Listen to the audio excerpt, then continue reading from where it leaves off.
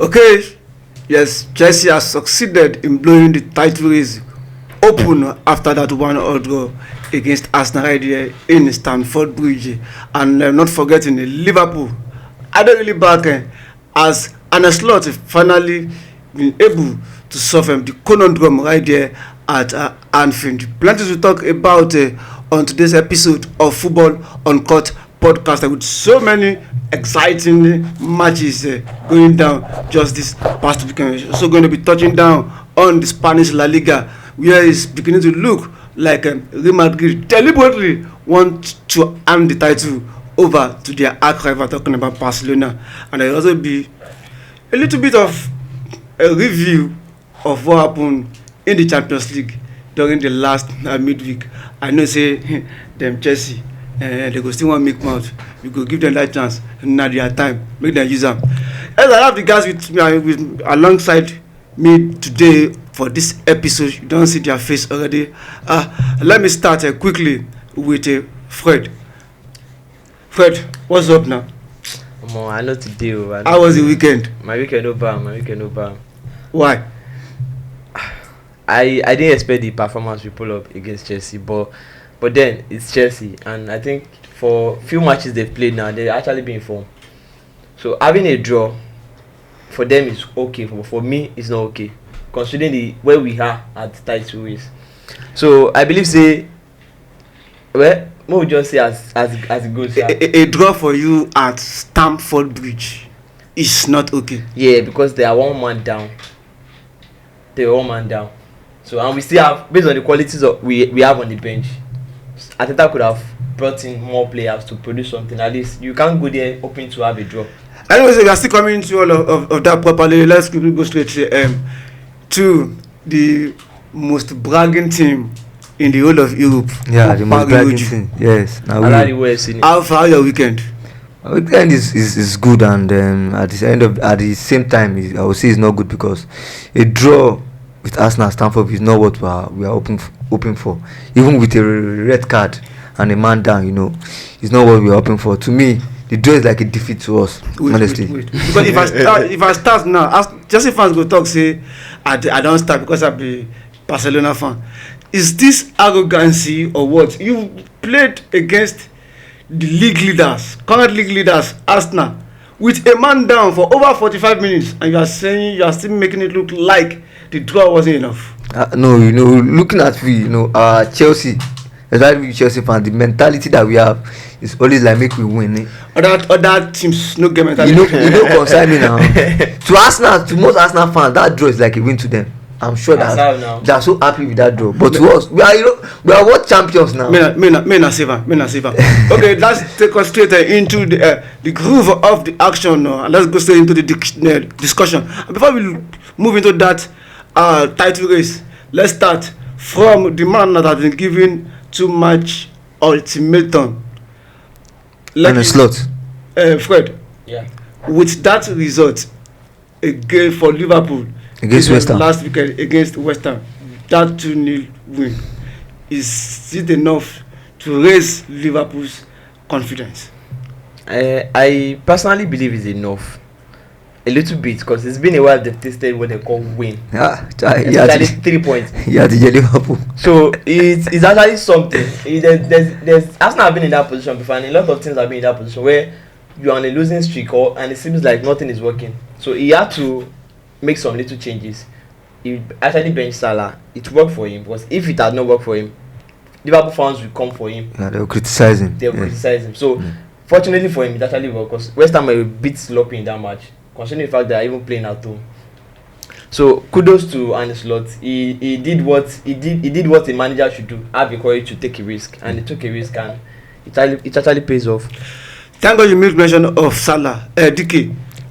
Now, with what we saw on Sunday, Arne Slot refusing to start with Salah, and they were able to win with 2 goals. Can we now safely say or can we all agree that Salah is the major problem of Liverpool? I won't say it's the major problem. I just feel that the Slot took a risk, and then definitely the risk work out. Can they continue this same setup? I don't think so. We want to, because no matter what, Salah is a threat to any opponent he faces. It's always a threat. Whether he plays well or he doesn't play well, it's always a threat to the opponent. So the risks definitely work out. We can't say of the next game. Fred.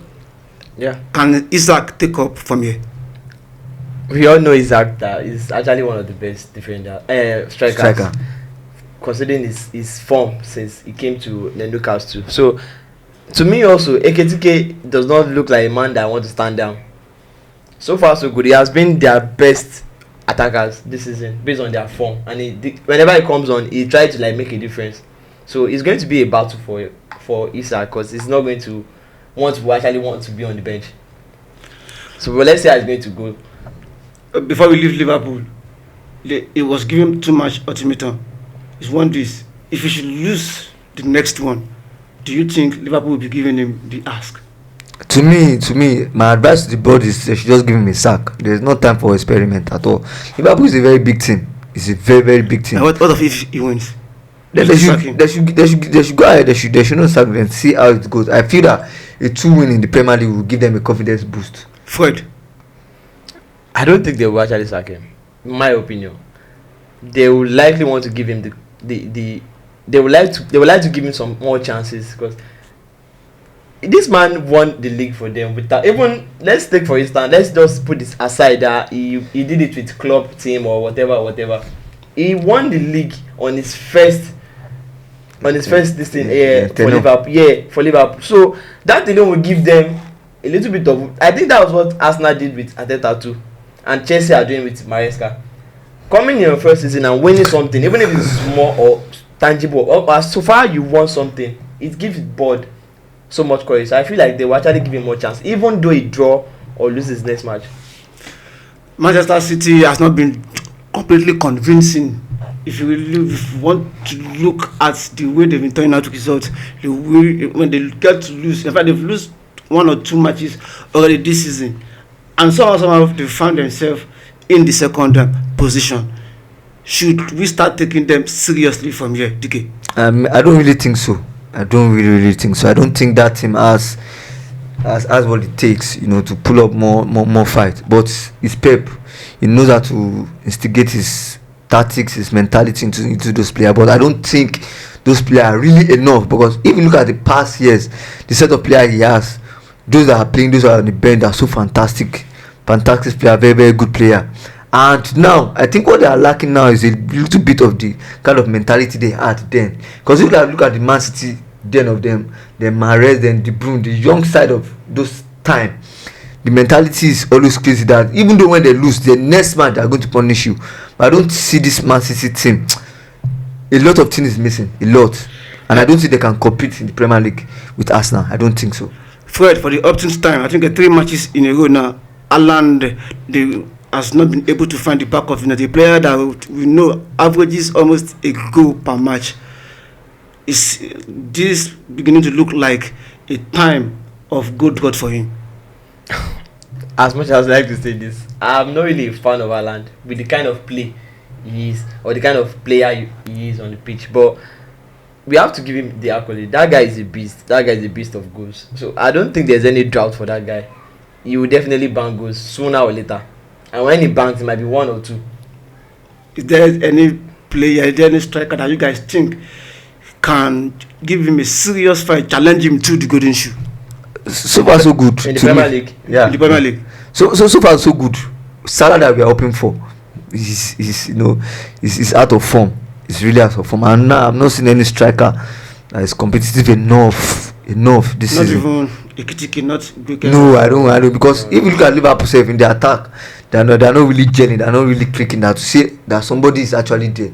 But I feel that if Siak can score like 2 or more 3 goals, it will give him a confident boost to fight Haaland. I feel so, because Siak is there. For when you look as an Arsenal fan, you look behind you and you are seeing Manchester City 5 points behind you, Chelsea 6 points behind you. Is that enough to give Arteta and the guys sleepless night?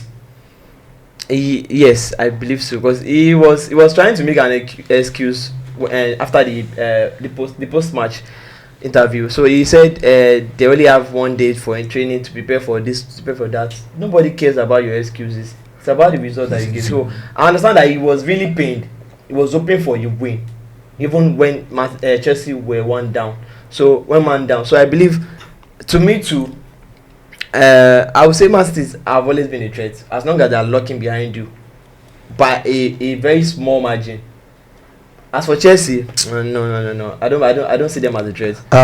So you know your major threat now that you should be taking as long as seriously is Man City. Exactly. As long as Pep is still behind me with small margin, is always going to be a threat for me. What if the situation changes? If Chelsea were to be the one in second position with 5 points and Man City are third, I still don't see them as a threat. Still maintain this stand. No, I believe they have a lot of matches also like we do, and they don't have that quality on the bench. They don't have that score depth like we have it. So I don't see them. The only team in the Premier League that has similar score depth like Arsenal is only Man City. Let's be very honest. So they are the only one I see them being competitive enough. So as long as the sleeping is not performing, I'm very happy with that. But Chelsea, no. They're straight to the probably the biggest match of the weekend, and that is the game at Stamford Bridge. DK, going into that match, what do you think was the mindset of your team? First of all, coming into that big games, we know the way Arsenal play. That, like, currently, I think that they're the best team in England right now with the way they play. Okay, you agree with that now? Yeah, okay. I won't lie. You are the pride of London for this season. For now, no. I'm a world champion now, so I'm the proud of. In terms of just this season, let's narrow it to this just season. No, they haven't won the league yet now. Okay, continue, sorry. But looking at it so far, they're very, very good, because so far so good in the Premier League. They have lost only just 1 game, and they have on record they have the best in all competition. No competition. This is our pride. Okay. So looking at it so far, they have been the best team so far. Even on paper, on record, their defense is so fantastic. So into the game, I like the way we approached the game in the first 45 minutes, because we came aggressively on Arsenal, because we know that these people, they are very, very, very good. And we have to come physical to these guys. I love the approach. It's just that so bad. The approach actually caused some of my players to be on red card. So it's a good game that day. I'm still staying with you on that issue of red card. Chelsea has considered a number of red cards this season. How huge was Caicedo's sending of that in that game? How huge was it for Chelsea? Honestly, that red card should have been avoided. To me, I would say it's a nonsense foul. At that spot, at that time, it's a nonsense foul, because it was not needed at that period. It was a red card that could have saved it what it. Yes, that said kudos Caicedo, but player of that caliber collecting that kind of red card, no. And Maresca had to sort out the way we are collecting our red card. And the best part is that we are not collecting this red card like to favor us. They are not fouls yes. That helps to protect the lead. Team, exactly. Like against Man U, 6 minutes or 10 minutes red card. And and the funny part is the match that we know that we are going to need. Time is the red card. Against Man U, the same thing. They are going to win. Yeah? I mean that the match that we need most. You need. Okay. Yeah. Because you said that you are going to win. Of course, even though the match that we are going to win, we go collect red. So I don't know. Maresca had to issue the discipline area of that aspect. How did your team manage to do it and not? We expected a complete collapse, because everybody unanimously believe that Caicedo is the pillar of the Chelsea's midfield, if not the pillar of the entire team. And once he's taken out, majority expected a complete collapse. How was Maresca able to manage the situation and keep the team still thick and not collapse after that record? First of all, I'll give kudos to Enzo Maresca, because the same situation happened against Man U. The same situation, yes. And he lost it completely. Yeah, he lost it completely. Like, he panicked. I was like, but they talk say experience not the best teacher. And you don't learn from that. Yeah, I definitely learn from that match. And secondly, I'll give kudos to Rhys James. A very very good kudos to Rhys James, because after Caicedo is out, I was like, yeah, we've been midfield, and Rhys James took it upon him that I am here, I'm the leader of this team, I have to take it upon myself, and kudos to him. I love what he did that day. When you had Fred, when you had the news that Saliba was not going to play that game, picked a late injury, and knowing quite well that Gabriel is also have been out for some weeks now, what does the absence of those two starting centre pairing do to Arsenal's game? I won't lie to you, I was a bit worried because I saw the preview of the match. I saw Saliba working in with the team, so definitely I thought he was going to start. So unfortunately, he picked a knock during the small training. So I was very very worried because that would be the first time Mosquera and Nkapi will be pairing, and the first Premier League start for them. So and how did they fare? So far so good, considering the match they played. I think they actually tried because they were even on yellow for the and they still maintain that composure not getting a red, even as at when Chelsea were pressuring the defense. So they actually tried. They tried based on their first start. So I feel like on the long run, the compactness or the unity between them, like it did with Gabriel and Saliba, will actually come into place too. So they actually tried. So I give them that too. Do you agree with Chelsea fans who believe that if Caicedo wasn't sent off, it could have been a different result entirely? Chelsea hasn't beaten me in 2 seasons on a row, whether Caicedo or no Caicedo. Now this season with the talkie, I'm telling you based on record and based on fact. Calm down. On all those matches, they didn't even have a red card. So I have that much confidence in me. They can't beat me. The if come was they will actually get a draw, which was actually landed in the match. So, but let's see how they are going to fare in their next matches because they don't have Caicedo and they are playing 2 matches away from home. They have Leeds and they have Bournemouth. So, to me, like I said, Chelsea is not a threat in that title race. They will definitely sleep in one of those matches. So, and here it is. Martinelli with his first starts for some weeks now, and this other guy, and Eberechi Eze performance. How can you rate those two guys? It's like Eberechi did not really add so much joy in the midfield. Yes, Martinelli, I'm not surprised. This season he has been more of a super sub. He wouldn't have started if Trossard didn't have an injury or if he was fit. So I was even thinking he would start Madueke ahead of Martinelli, but he started Martinelli. But so I'm not surprised about Martinelli. But as for Eze, based on the match and in the first half, the midfield was so isolated by Chelsea that he didn't have enough time to take the ball to operate. So even when Caicedo was off, it was still a little bit sloppy. Not until when Odegaard was brought in, that was when we saw a little bit of Eberechi, and unfortunately it was actually taken off. So I feel it was not the match he was hoping for too. When Odegaard came in with the little performance we saw from him, does he look like a player that will push Eberechi to the limit?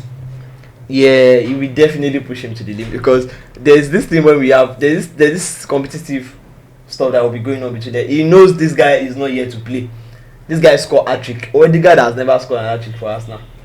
That puts pressure on him. So that's enough pressure. And you know these guys, Eberechi does not see the post and try to like put some little bit of flair or anything. He shoots the ball. Odegaard will still try to dress the ball, try to look for a perfect angle, but Eze doesn't do that. So if you like, as only for that alone, like this guy is not here to play. This guy might actually even bench me. So that's enough fight for him. That means, do you think your attack didn't take enough advantage of this Arsenal's and centre pair? They will be the first time they will be starting a game for Arsenal since this season.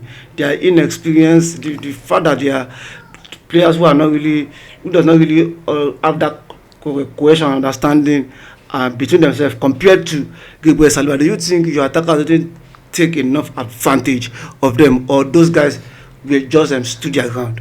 Yeah, I'll give kudos to those players because this is their first time playing that derby match, and the first time both of them are appearing, in fact, in a derby. So I'll give kudos to them. But I feel that first we started with João Pedro, right?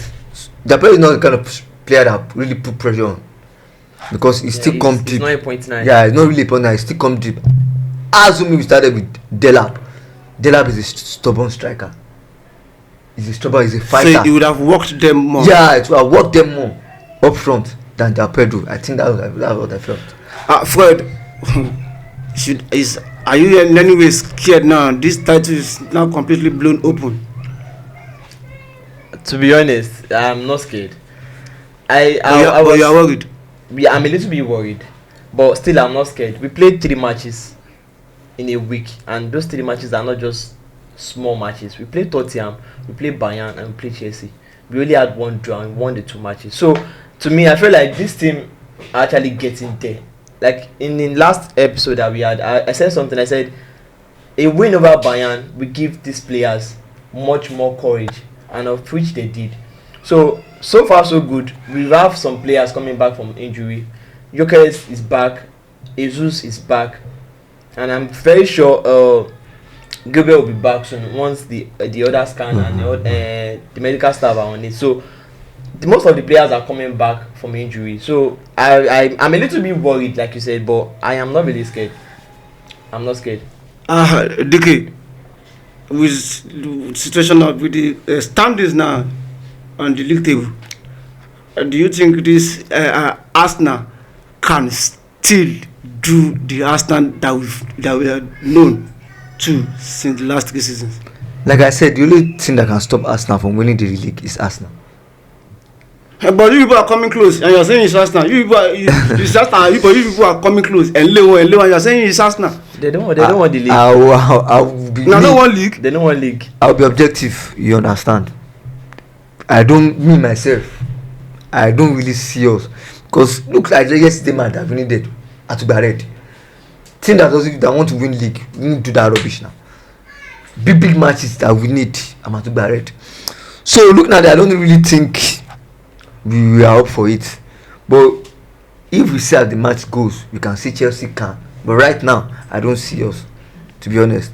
Like I said, the only team that can stop Arsenal from winning the league is Arsenal, because they have the best team so far. What happens to Arteta? Because it's now nobody thought since Liverpool started from there, we all believe that it's like Arsenal going to stroll to the title. But with what is happening now, it's like danger is looming. Fred, what happens to Arteta if Arsenal fails to win this league? I'm very sure he himself, he knows where they come from. He's definitely getting sacked. You can't have that amount of quality. I know. And I'm talking about, when I'm talking about winning trophy, I'm not talking about Carling, I'm not talking about FA. Major trophy, I'm talking about Premier League or champion. Because that is a big statement for you as a coach. And that is a big statement for Arsenal. Okay, now forget champagne. They no see champagne. I want to see champagne. On 5 match on beat. Now even Premier League win league, Premier League win champagne. Yeah, he paid me. Maybe they win back to back. I don't mind. Because I'm mad the champagne. Because you want to rub it into their face. Yes, I want it. Bad belly people. Anyway, let's go straight to Spain because of our time. DK, what thing did happen to Real Madrid? Or nothing happened? It is just in normal thing for football. I don't think it's normal. Thing. To me, I still feel like they're still not used to Alonso's game. Alonso tactics. It's like people are used to it, man. I don't know. I don't know. I feel that they're so new and he's just trying to play different. The only person that is so certain of the starting lineup is Mbappe. And Courtois. No man. Mbappe, Courtois. Vinicius is not even sure, because I know that I will not even do, because the last one they played like 0-0. Vinicius was not even starting, and I think Tchouaméni and Adagula said he doesn't start last match. Now the last match could start, could low. So the only starting lineup that is so certain, the only starting player is Mbappe and Tchouaméni, and the goalkeeper, Cause and I don't know what Alonso is doing, whether he's experimenting o, and Madrid don collect you for experimenting. Mo ti rí Madrid kọ́ gbà ẹ́ because experiment pẹ̀lú team wọn. Come and start to dey shadow ni. Yes, come and shine ni. If you continue like this, kò lè lo 2 years. 2 years kò lè lo season ìjálẹ̀. If you continue like this, kò lè lo season ìjálẹ̀ because Madrid wọn kì í sign coach ní pé ẹ kọ́ experiment ní rárá wọn ṣe bẹ́ẹ̀, it's not in their culture, kò sí ní philosophy wọn rárá. Débẹ̀ kò máa ṣáná ni, débẹ̀ kò wá ṣe oríire ni ní ti Madrid. Fred, Barcelona dusting themselves up after that disappointment at Stamford Bridge to secure that end win over Alaves. How did they do it? That match, any day or day, that match will be an easy win for Barca. Because the aside from the squad, the mentality is there. These are the defending champion. So Alaves will continue to be an Alaves. But Alaves had a good game that day. They had a good game, but Barca are having most of their players coming back from injury. Yes, so that is a plus for them. So now, what will the return of Pedri be doing to the remainder of the season for them? They have actually missing most of their matches. You see, the midfield is not really that compact, unlike when Pedri is playing. So Pedri coming back to the squad is a very huge boost for them, considering the fact that they are even on top of the La Liga table. So they are back on track now. They feel like, yeah, we can go for the second win. We can go for the second league again. So it's a plus for them. DK, now Rafinha is back into the team, and we all know his importance to the team last season and even before he got injured. Who suffers in the attack? Rashford, Ferran Torres, Lewandowski. Who is likely to suffer the most? Ferran Torres make good dey play table tennis. With that chance he saw against Chelsea, make focus on table tennis. Kofi ball patapata. Kofi ball Abikoma Japan. I don't hear them more. You know chance to lose here. Call of face table tennis, come and gba table tennis, or come and gba badminton. Because o ma pẹ́ lórí bench yẹn. Tó bá dé possible tó bá ṣe sùn lóyìn bó come and share. The only person that really will had a chance to be more playing is Rashford. Because he has some fantastic. Ogo dan pe e ko miss Rafinha rara ni when he came, because he step up his game. When Rafinha was absent, he step up his game so far. But so far so good. I know Rafinha can be benched because he's so important in that team. Finally, Fred, as it stands now, who will you put your money on to win the league? Barcelona, Madrid. I hate to say this, but it's Barcelona, because I don't see Madrid having that unity or having. I watched their match yesterday, and it was like most of them are not playing to script, especially Vini. I would say Vini, and they are more of like their attack is more like individual play. Yeah, it's always been like that. I think that's one of the things that affected Ancelotti last season, and that was one of the reasons why he got sacked. It was looking like he does not have a tactics. Like they are playing as if they don't get formation when they display, and it's started to show on Alonso again. So I don't see them 2 draws. Who does that? A Galactico having 2 draws consecutively. So to me, I'll bet my money on Barca. Okay. On Tuesday, did you see that Chelsea's win over Barcelona coming? Of course, I saw it coming. I said it here now. I said it. They be my obo. 3-0. Although I was not expecting that Barcelona performance was so poor. We just like with the play Sunderland. Especially we can't collect red card again. Sunderland said we didn't play well this season. What am I saying? So that they never chopped 3 goals. Sunderland said never. It be like that they played every counting. Even before after the red card, they played Derby County. Barca was so poor. Barcelona were playing like Derby County. Honestly, if Ferran Torres had buried that chance, would you still be saying the same thing? That's not my own business now. It's not my own business. Although, if Ferran Torres had that chance, it would have been a different scenario, because that would bring a more confidence boost to Barcelona in that match, and also now miss Pedri for that midfield. Go coming to the fact that James was added to that midfield. If Pedro was in that midfield, forget it will be a different result. What did Jesse did right in that game? Midfield lower back guy. That match is a walkover for me. Now walkover. There's nothing special I don't think Chelsea did in that match. Now walkover. So I won't really go into that match details. I've said this before now. You can't play highline again. It's a walkover for Chelsea. So I don't want to talk too much. Fred, what did Barcelona did wrong in that game?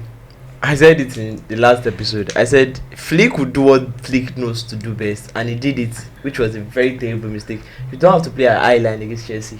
You will concede, and the more you concede, if you are not able, and back at the more they concede, if they don't get back to the game sooner enough, it will actually affect them. So, and I feel like that was one of the things that affected that match. If when they considered the first goal, if they were able to went back and score, it should have been better. So Arojo making a reckless tackle and getting a red card also. No. So it was actually a half game. Chelsea dominated the match. For me, the whole 90 minutes. How was the Yamal Cucurella battle for you? I said it. Cucurella and Kuboro na cockroach. So the more you kill and the more you come. So and Yamal didn't even have. I don't think he has 2 take-on successful against Cucurella. Cucurella was all over him. From anywhere he go, he follow and they go there. Anywhere he go, he follow and go there. So Yamal was off the game, and that alone actually killed Barca attacks. If Rashford had started, it would have been better. So playing playing Torres ahead of Rashford when you know you actually need this match. To me, it was a big gamble, and it didn't pay off. So that killed the attack. A gamble he paid for seriously. Yeah, he paid dearly for it. Okay, before we go, let's quickly go to the let's say something about the red side of Manchester United. Somehow a match that was on paper very difficult for them. Crystal Palace has always been a boogie side. Yeah, a boogie side. For all the big teams. DK, how was Manchester United able to manage? Was it the fact that they were under serious pressure after that very disappointing, lackluster performance against a one-man down Everton? To me, I go talk say Crystal Palace no try at all because me on paper I go give Crystal Palace straight winning. Yes, Crystal Palace. I go before the match. Before the match I go even talk say make Crystal Palace collect red card. Say they go still win. It was a disgraceful performance for Crystal Palace. But they scored first. Yes, I know. Because even after the first goal, they have more chances. But I was so surprised that Manchester United came and Was it about Fred? Was it about Crystal Palace performing badly, or Manchester United should be given kudos for becoming a Manchester? At least, maybe even if it's now for only that game, they showed up as a true Manchester United. They didn't play something so unique in that match. Honestly, they were so very. They just took their chances. And especially the second goal, it was more like I don't even know what to. I don't know the right word to use. Couldn't share rumor. It was like a free kick. Bruno because I support and left from Mount and Mount played it. So they did play something very special in that match. Mateta had 2 or 3 chances. Even they could have buried that game in the first match, in the first half. Leaguea too. So Man U, I think they have that zeal. They have that zeal. They want to win. We can see in all their matches. Let's not be biased. Let's not be sentimental. We have seen in almost all of their matches, they play like they want to win.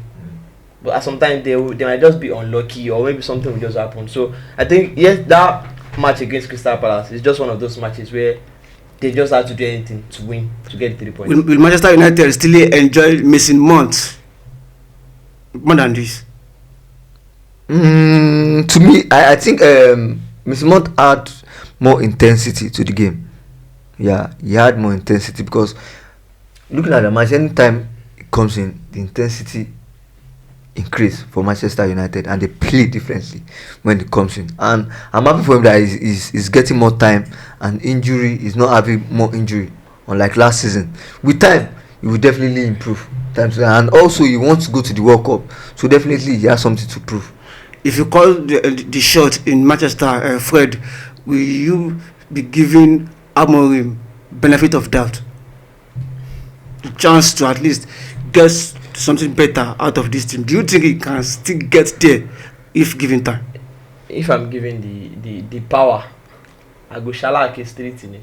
Making the go. Make it go because like winning rate of all the managers, he has the lowest. And for a manager not willing to switch, not willing to try something new about formations, trying to over agidi, and that's one of the things that is affecting us a freak in the Champions League also. You can't stick to one thing when you know it's costing you more. So, but it's actually working for them now. For like from few matches that they win and there are some losses, there are some draw. But to me, man, let's not be biased. Man is that they're one of the best team in the England, if not the best, aside from Liverpool, in terms of winning, in terms of trophies. So they are not the kind of team that have to have patience with. At least they better pass Chelsea on that level. No, Chelsea knows. Okay. Chelsea knows, obviously.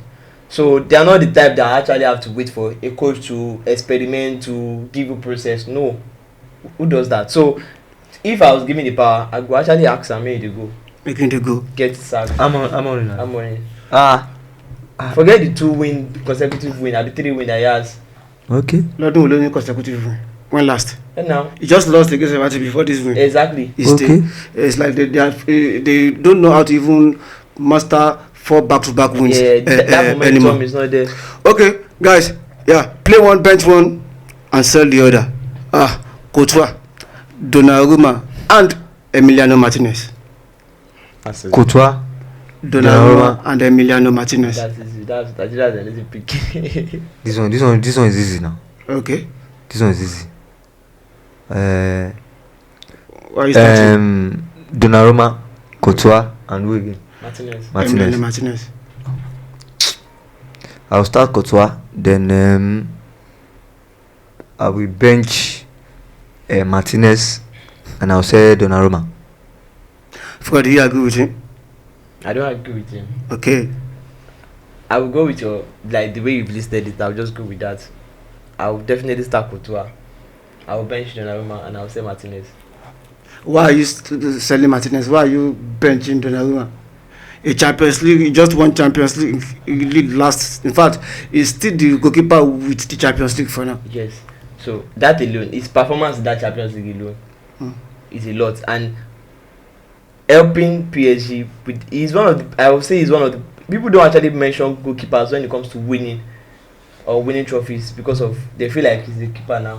So he has more impact even in their trophies win. So to me, he might not be good with his feet. Leaguea was not good with his feet, but Leaguea is good. So to me, a keeper is meant to stop balls. A keeper is meant to sweep up balls. A keeper is meant to make dive and save. So a keeper is not meant to make passes. Football has evolved where we now play from the back. We now have keeper launching attack with passes and all. But still, if as long as you are stopping goals from coming to your net, you are the best. So to me, for that alone, it's good that Martinez on that. So that alone, I'm starting, and it's not to mention the fact that this guy is a giant for post. Yeah, Donnarumma. In body last one. Like, I thought you said you are starting Courtois. No, I'm starting Courtois and benching Donnarumma. With all of these qualities, why not starting my bench Courtois? I know. Courtois is Courtois. Let me just put it that way. Courtois is Courtois. Why are you surprised? Why are you selling Donnarumma of the three? When it comes to one, I think Martinez he knows how to use his feet more than Donnarumma. Then secondly, in terms of penalty saves, It's a big cash penalty. yeah, he's a penalty specialist. So that's because if you look at all the three, they are good, fantastic shot stopper. 3 of them fantastic, but I pick some other qualities of Martinez, who is a penalty specialist, over Donnarumma. Okay, yes, I really love the way the league, especially the English Premier League, is gearing up and is getting to that very, very interesting stage where yes, we start separating the true contenders from the pretenders, especially when you have Man City, Chelsea, and Arsenal going for each other's jugular for the title. I think the title race can't get better than this, and that's going to be the size of today's episode of Football Uncut podcast. Fred, just say our bye before we go. Yeah, thank you everyone. Thank you for watching. Thank you for being there from the start, and we hope you continue to be there. So after this video, kindly like, share and subscribe. Thank you. DK, káwọn tiẹ̀ àwọn Chelsea fans tiẹ̀ tẹ́ ń pariwo lánàá bẹ́ẹ̀ ni pé bóyá ewu nìní na draw na play o. Yeah, my football fans, this is your boy DK, and thank you for watching this beautiful episode. Please don't forget to like, share, and subscribe on our YouTube channel, and also keep supporting Chelsea and keep loving football. Thank you. Anyways, the lovers of good football, lovers of the round leather game, yeah, that's going to be the size of the show for today. That's going to be the size of the show for this episode. Yes, another one will be coming for your enjoyment. Just continue, yes, to enjoy, savor every moment when your team gives you something to cheer, and when they disappoint you, they come like that. Now football, and don't forget to share, subscribe, and follow. Just continue to preach the gospel of Football Uncut podcast. Without you guys, they can never be us. Help us as we lift this platform to the highest level. Till we come your way again for another super duper episode, football remains a unifying factor.